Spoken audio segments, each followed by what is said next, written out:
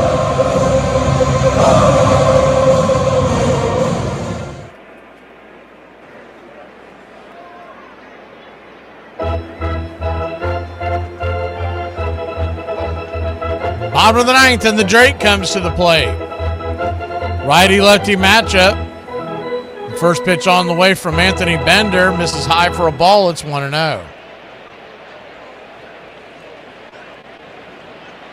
1-0. Bender with a 7.5 ERA coming on.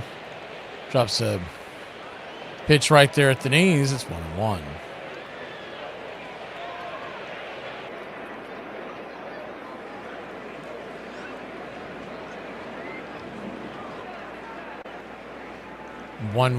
Inside. Did he go around? They checked down the third base line. He did not. 2-1. That was close. I thought he was going to get called on that one.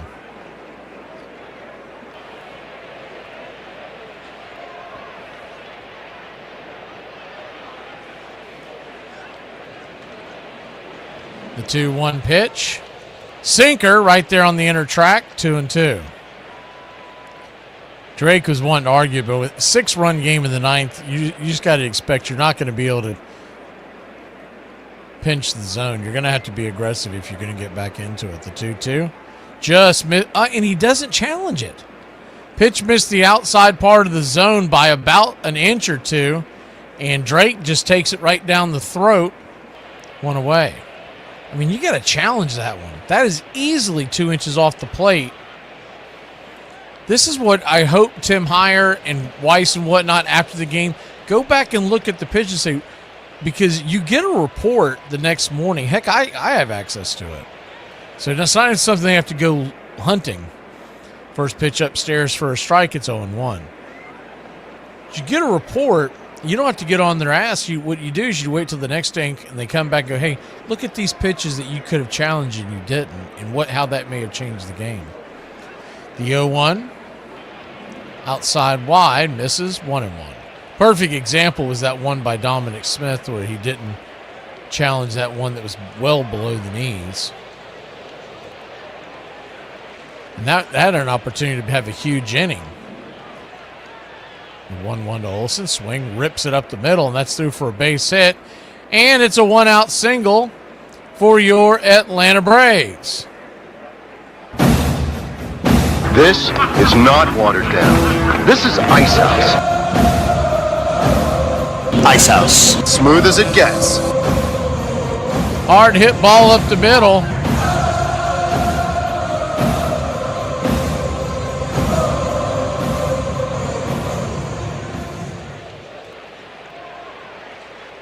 First pitch to Austin Riley is a sinker, 96, high and inside. It's 1-0. 1-0.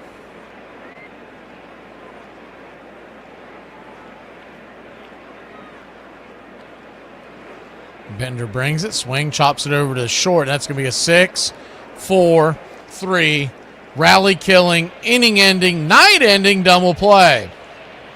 Your Atlanta Braves drop a tough one, 10-4. The pitching just let us down tonight. There's no other way around it. This sucks, and it's horse but I'm too polite to say anything, because I'm a class act. There isn't anything to do. We're done. We're licked. What will they do to us? Right now, we're caught as we're wanted.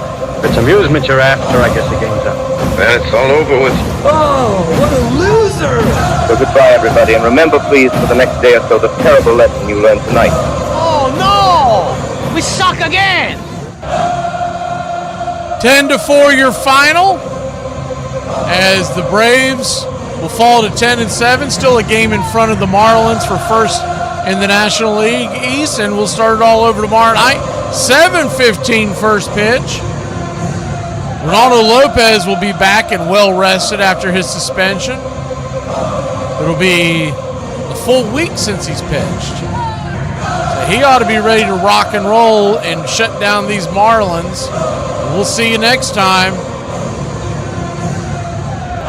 Bummer gets the loss. Nardi the win. And hopefully, if there's any justice, Munoz gets a train ticket out of town. We'll see you tomorrow night, y'all. Have a great one.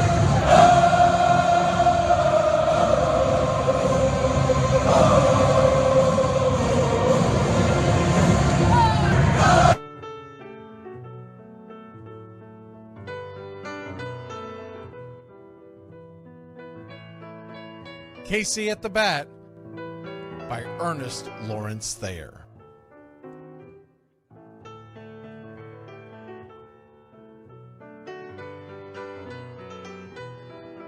The outlook wasn't brilliant for the Mudville Nine that day. The score stood 4-2, but with 1 inning more to play. And when Cooney died at first, and Barrows did the same, a pall-like silence fell upon the patrons of the game. A straggling few got up to go in deep despair. The rest clung to the hope which springs eternal in the human breast. They thought, if only Casey could but get a whack at that, we'd put up even money now with Casey at the bat. But Flynn preceded Casey, as did Jimmy Blake, and the former was a hoodoo, while the latter was a cake. So upon that stricken multitude grim, melancholy sat, for there seemed but little chance of Casey getting to the bat. But Flynn let drive a single, to the wonderment of all, and Blake, the much despised, tore the cover off the ball. And when the dust had lifted, and men saw what had occurred, there was Jimmy safe at second, and Flynn a hugging third. Then from 5,000 throats and more rose a lusty yell. It rumbled through the valley, it rattled in the dell. It pounded on the mountain and recoiled upon the flat, for Casey, mighty Casey, was advancing to the bat. There was ease in Casey's manner as he stepped into his place. There was pride in Casey's bearing, and a smile lit Casey's face. And when responding to the cheers, he lightly doffed his hat. No stranger in the crowd could doubt 'twas Casey at the bat. 10,000 eyes were on him as he rubbed his hands with dirt. 5,000 tongues applauded when he wiped them on his shirt. Then while the writhing pitcher ground the ball into his hip, defiance flashed in Casey's eye, a sneer cooled Casey's lip. And now the leather-covered sphere came hurtling through the air, and Casey stood a-watching it in a haughty grandeur there. Closed by the sturdy batsman, the ball unheeded sped. That ain't my style, said Casey. Strike one, the umpire said. From the benches black with people, there went up a muffled roar, like the beating of a storm waves on a stern and distant shore. Kill him! Kill the umpire! Shouted someone on the stand, and it's likely they'd have killed him had not Casey raised his hand. With a smile of Christian charity, great Casey's visage shone. He stilled the rising tumult, he bade the game go on. He signaled to the pitcher, and once more the dun sphere flew. But Casey ignored it, and the umpire said, "Strike two!" "Fraud!" cried the maddened thousands, and echoed answered, "Fraud!" But one scornful look from Casey, and the audience was awed. They saw his face grow stern and cold. They saw his muscles strain. And they knew that Casey wouldn't let that ball go by again. The sneer is from Casey's lip. His teeth are clenched in hate. He pounds with cruel violence his bat upon the plate. And now the pitcher holds the ball, and now he lets it go, and now the air is shattered by the force of Casey's blow. Oh, somewhere in the favored land, the sun is shining bright. The band is playing somewhere, and somewhere hearts are light. And somewhere men are laughing, and somewhere children shout. But there is no joy in Mudville. Mighty Casey has struck out. Casey at the Bat, Ernest Lawrence Thayer, published June 3rd, 1888. San Francisco Examiner.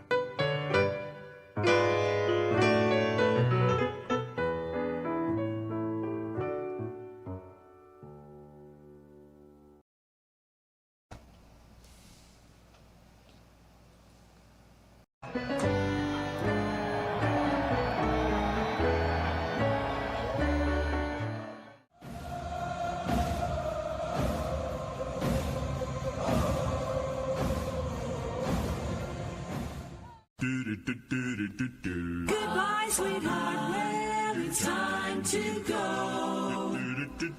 We're back tomorrow with another show. Well, unless we're fired, we'll talk to you then. Goodbye, sweetheart. Goodbye. Goodbye. Guys and gals, it's time to go. We'll see you on the next show. Same bat time, same bat channel. It's closing time, y'all. You don't have to go home, but you can't stay here. Have a great one. On your way out, please like and subscribe. And don't forget to tip your favorite bartender. We'll see you. I'm Mac McGee, signing off for Braves Country Radio.